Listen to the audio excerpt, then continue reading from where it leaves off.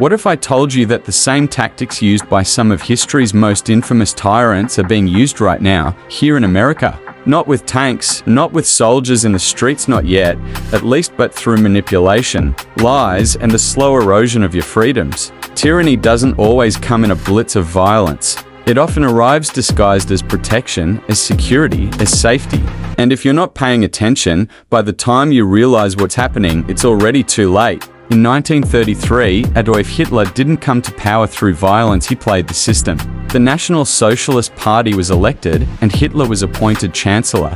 He seized control legally under the Weimar Constitution, using political maneuvering and, crucially, a crisis, the Reichstag Fire. That event allowed him to push through emergency powers and suspend civil liberties under the guise of protecting the German people. Sound familiar? It should, because the same blueprint is unfolding today. Think about how the Democrats used the Russia hoax, impeachment, and now January 6th as their Reichstag fire a pretext to label Trump and his supporters as enemies of the state.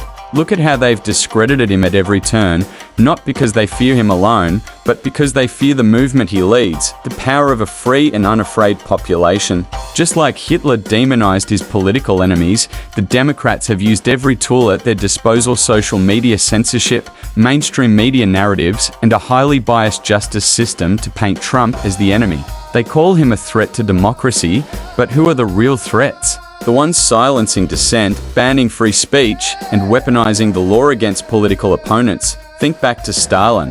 When Stalin rose to power, he didn't immediately turn to violence. He first used the political system to criminalize his rivals. He branded them as counter-revolutionaries, enemies of the state. Sound familiar?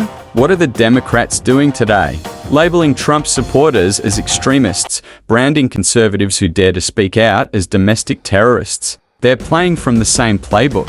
You see, Stalin didn't need to fire a single shot at his political enemies, he simply destroyed their reputations, using the state apparatus to eliminate anyone who stood in his way. General Flynn, anyone? Look at what they did to him. The FBI, the DOJ, the entire system went after him simply for supporting Trump. And then ask yourself, if they can do that to a sitting president's allies, what can they do to you? What happens when they start coming for regular citizens like you and me? But it doesn't stop there. The silencing of free speech is always the first step. Once free speech is gone, once people are too scared to say what they believe, everything else falls apart. Think about the First Amendment, that foundational right to speak your mind, criticize your government, and protest injustice.